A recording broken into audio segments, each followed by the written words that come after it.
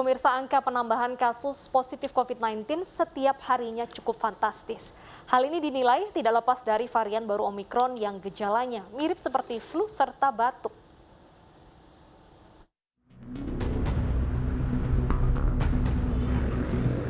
Angka kasus COVID-19 terus meningkat. Data pertanggal 8 Februari, dalam satu hari, jumlah pasien positif bertambah 37.000 kasus. DKI Jakarta dan Jawa Barat menjadi penyumbang kasus tertinggi. Meningginya jumlah penyebaran kasus COVID-19 tidak lepas dari varian baru, yaitu Omikron, yang dinilai lebih cepat menyebar.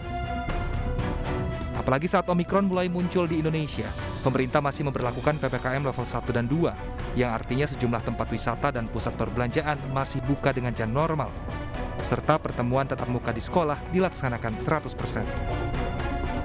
Kewaspadaan di antara warga pun sempat menurun karena Omikron yang bergejala seperti flu biasa untuk warga yang sudah divaksin. Mulai dari pilek, sakit tenggorokan, sakit kepala, bersin dan batuk, mual dan nyeri otot, serta diare dan ruam kulit.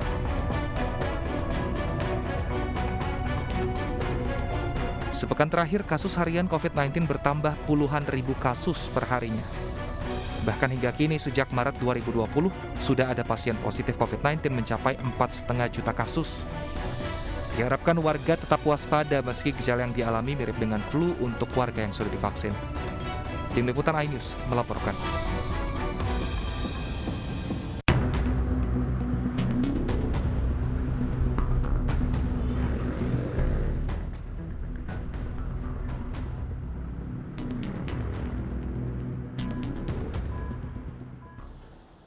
Ya, masyarakat harus lebih waspada terkait dengan gejala COVID-19 varian Omikron. Untuk membahasnya sudah bergabung bersama iNews Siang, Profesor Iris Rengganis, Ketua Tim Advokasi IDI sekaligus Ketua Perhimpunan Alergi Imunologi. Selamat siang, Prof. Iris. Selamat siang. Baik, Prof, untuk varian Omikron dan juga masyarakat yang terpapar COVID-19 belakangan ini menunjukkan gejala yang sedikit berbeda dengan varian sebelumnya. Ada yang merasa sangat pusing, bahkan tenggorokannya terasa panas. Apakah memang berbeda dengan varian Delta sebelumnya? Ya, ya memang berbeda ya varian Omikron. Dia lebih banyak bercokol di tenggorokan dibandingkan di saluran napas bawah ya. Kalau sedangkan Delta lebih banyak di saluran napas bawah. Karena itu memang gejala Omikron yang pertama yang biasanya orang merasakan nyeri tenggorokan, bahkan perih ya. Itu yang banyak dikeluhkan. Tenggorokannya berbeda dengan tenggorokan pesakit flu. Mereka merasakan aduh nyerinya tuh luar biasa, beda, kering, pedih seperti itu. Ya, kemudian disertai batuk kering pada awalnya, tapi kemudian kadangkala ada batuk berdahak juga. Tapi awalnya memang batuk kering sehingga tenggorokan semakin terasa tidak enak. Nah, kemudian ada demam, mulai timbul demam dan pilek, ada pilek juga ya. Nah, nyeri sendi mulai muncul.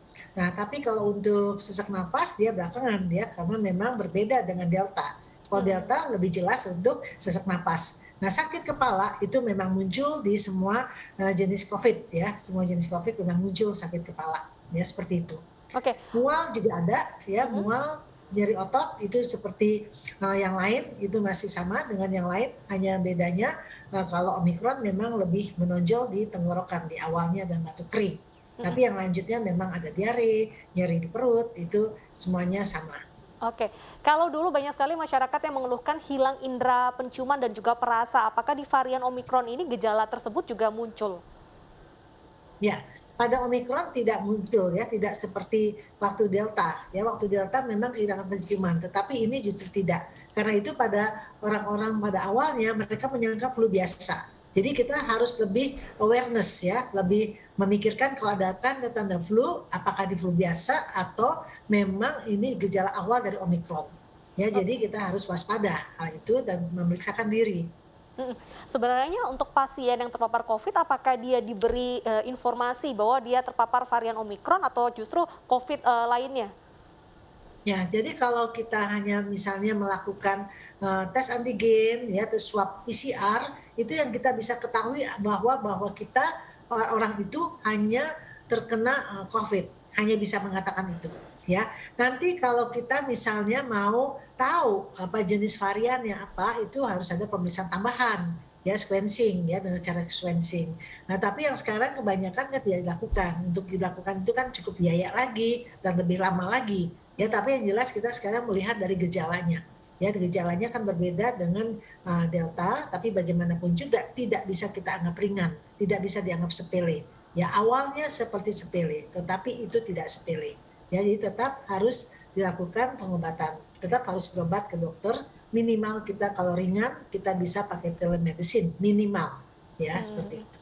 Oke, apakah gejala tersebut juga terasa bagi masyarakat yang sudah menerima 2 kali vaksin? Ya, ya, ini pertanyaan bagus sekali ya. Jadi vaksin itu tidak mencegah penularan, tetapi vaksin itu menurunkan angka kesakitan yang dirawat di rumah sakit dan menurunkan angka kematian. Jadi orang yang sudah pernah divaksin 2 kali atau booster lengkap bisa saja tertular, ya bisa saja karena kan variannya berbeda. Ya, jadi efektivitas vaksin memang ada penurunan, tetapi tetap ada pada tempatnya karena tetap yang terkena gejala lebih ringan dibandingkan orang yang belum divaksinasi. Dan jelas vaksin itu menurunkan angka kesakitan di rumah sakit, angka perawatan di rumah sakit, dan menurunkan angka kematian. Mhm. Jadi tetap harus divaksinasi dan booster itu yang apa namanya direkomendasi. Oke, jadi untuk menangkalnya berarti masyarakat ini harus segera mendapatkan booster begitu ya, Prof ya? Ya, booster dan prokes ya. Jadi artinya setelah di booster ataupun belum di booster, prokes itu tetap harus dijalani. Jadi bersama-sama, tidak bisa prokes saja, tidak bisa vaksin saja, tetapi semuanya harus dijalani bersama-sama. Ya, tapi prokes Oke. bagaimanapun masker harus yang utama ya menutupi pintu masuknya si COVID tersebut. Mhm. Jadi karena tidak semua masyarakat ini yang positif COVID-19 tahu ya varian yang ada dalam diri dia apa pada saat positif. Kira-kira untuk masa isolasi mandiri, apakah harus 14 hari atau jika gejalanya sudah hilang mereka bisa beraktivitas atau tes ulang, Dok? Ya, jadi sebetulnya sebaiknya dites ulang ya, biasa isolasi 10 sampai 14 hari ya, kemudian dites swab PCR kembali ya. Diharapkan 2 kali dalam 24 jam tes PCR itu negatif. Oke. Apakah patokan CT juga berlaku untuk varian ini, Dok? Ya, CT itu hanya bisa ya, kita tidak bisa bilang bahwa CT sekian, bahwa itu lebih berat atau ringan ya, dan kita nggak bisa bilang begitu. Jadi varian ini memang variasi yang luar biasa ya, jadi kita juga tidak bisa bilang, "Oh ini ringan, tapi CT-nya bagus," misal seperti itu, nggak bisa juga ya, tetap antisipasi. Ini virus baru, varian baru, kita semua masih belajar. Ya, jadi Mmm. artinya jangan pernah menganggap satu varian itu ringan, walaupun gejala awalnya ringan ya, tetapi tetap kita lihat buktinya tetap ada yang meninggal dan kebanyakan yang meninggal itu yang belum vaksinasi. Ya, jadi tetap sekali lagi tidak usah memikirkan varian apa, tidak usah memikir CT apa, yang penting kalau sudah terkena isolasi mandiri atau dirawat di rumah sakit tergantung dari berat ringannya, derajat penyakit COVID-nya tersebut. Dan itu yang menentukan dokter yang kita datangi. Ya, paling tidak kita ke IGD untuk dilihat apa namanya bagaimana kondisi kita ya, kalau memang mungkin bisa berobat jalan, bukan berobat jalan, bisa Mhm. isolasi mandiri, kita isolasi mandiri, tetapi jangan lupa juga bisa telemedicine selama kita isolasi mandiri untuk menilai kondisi kita. Oke, dokter, seiring dengan peningkatan angka COVID-19 ini banyak masyarakat yang juga melakukan tes PCR ataupun juga antigen. Tapi ada dari mereka yang mungkin antigennya positif lalu PCR-nya negatif. Jadi mereka melakukan tes terus-menerus sehingga bingung. Apakah strategi ini atau cara ini juga berbahaya bagi angka COVID-19, Dok? Ya, sebetulnya kita kan kalau terkontaminasi itu paling kita swab antigen untuk melihat sesaat. Karena masalahnya itu sesaat itu ya. Jadi real time ya. Jadi nggak bisa kita bilang oh sekarang swab antigennya negatif, terus besok bagaimana? Tetahunya dia pagi-pagi ada kontaminasi dengan orang yang memang COVID ternyata. Nah, terus dites lagi mungkin masih negatif, tapi beberapa hari kemudian sudah positif PCR-nya. Ya, jadi memang dalam hal ini kita tetap tidak bisa bahwa PCR dan apa namanya swab antigen itu segalanya, suatu yang segalanya ya, tetap kita harus protokol kesehatan yang dijalankan ya, prokes dengan masker yang berkualitas baik ya, memang kita harapkan kalau mungkin N95, tapi kalau nakes sudah pasti direkomendasikan N95, KN95, KF94 ya, itu yang dianjurkan ya, dan tentu kita harus hindari kerumunan apalagi kalau ada acara-acara, tetap sebaiknya dihindari dan tidak dianjurkan untuk saat ini membuat acara yang kumpul-kumpul. Rajin cuci tangan dan jaga jarak ya, dan juga dalam ruangan itu jangan banyak berkumpul orang dalam ruangan tertutup, harus ada ventilasi. Nah itu harus diingat berkali-kali ya, tidak bisa 1-2 kali itu hanya berlaku untuk yang Delta, tidak demikian. Itu berlaku untuk semua COVID. Varian apapun yang penting dia jangan masuk ke dalam kita. Jadi kita tidak terlalu memikirkan varian Omikron lebih ringan, jangan memikirkan hal itu ya. Apapun kondisinya kita tetap harus menjaga kondisi kita masing-masing, Oke. terlepas dari varian apapun. Jadi kalau hasilnya baik antigen atau PCR sudah positif, lebih baik langsung mengkarantina, tidak perlu tes berulang kali dalam waktu bersamaan ya, Dok ya? Ya, jangan berulang kali. Pokoknya antigen positif saja itu sudah harus kita berobat ke dokter ya. Kita dilihat kondisi kita, dilihat kondisi badan kita, pemeriksaan fisiknya bagaimana, ronsennya bagaimana, ya, seperti itu. Oke, Prof, berbicara soal booster, ini banyak masyarakat yang setelah mendapatkan booster justru ada yang positif, bahkan ada yang justru sakit. Bagaimana sebenarnya gejala KIPI dari booster sendiri? Ya, jadi booster vaksin itu mengembalikan imunitas ya sebetulnya terhadap SARS-CoV-2. Jadi 2 kali kita vaksin, kemudian 1 kali diberikan dosis penguat 6 bulan setelah vaksinasi yang kedua.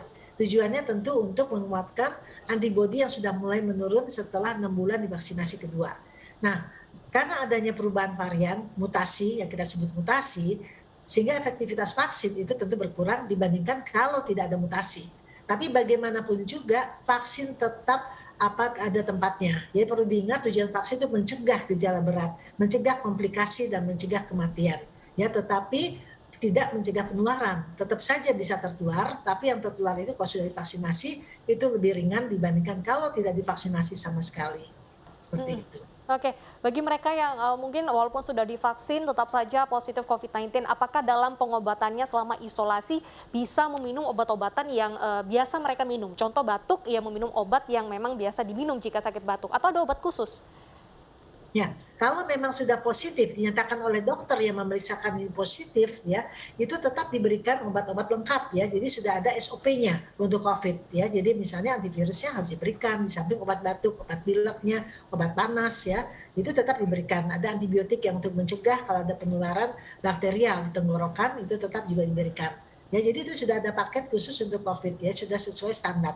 Jadi kalau dinyatakan positif, biasanya dokternya sudah memberikan paket yang sesuai dengan standar untuk COVID ya. Jadi kalau kita belum hanya minum obat batuk, jangan ya. Kalau sudah dinyatakan positif, kita harus minta resep atau beli obat yang sesuai ya, sesuai Mhm. standar. Oke, jadi mau mengkonsumsi obat sesuai standar. Lantas apa gejala penentu yang dirasakan oleh masyarakat ketika dia harus segera ke rumah sakit ketika merasakan gejala tersebut? Kalau sudah tenggorokannya sudah luar biasa, nyeri, pedih dan mulai ada demam, segera ke rumah sakit ya. Nah, segera pilek-pilek. Kemarin juga ada pasien yang menelpon pada saya mengatakan WA bahwa tenggorokan udah nggak enak banget, terus besoknya lagi dia udah pilek, udah mulai demam. Saya bilang segera ke IGD ya, yang rumah sakit terdekat ya. Ternyata PCR-nya positif ya, seperti itu. Antigennya masih negatif waktu di rumah, tapi besoknya PCR sudah positif. Jadi dalam hal ini kalau ada gejala yang tenggorokannya sakitnya yang luar biasa ya, itu udah mulai demam, nggak greges, itu sebaiknya tetap ke dokter ya. Oke. Minimal ke IGD untuk bisa dievaluasi apakah ini bisa isolasi mandiri, apakah perlu perawatan. Mhm. Baik, jadi walaupun mirip dengan flu, tapi pembedanya adalah tenggorokan terasa panas dan sakit luar biasa. Terima kasih Batuk. Profesor sudah berbagi informasi kepada kami, semoga informasinya bermanfaat untuk masyarakat. Pemirsa, pelaku tawuran yang menewaskan penyandang disabilitas ditangkap polisi. Simak informasi selengkapnya usai jeda berikut.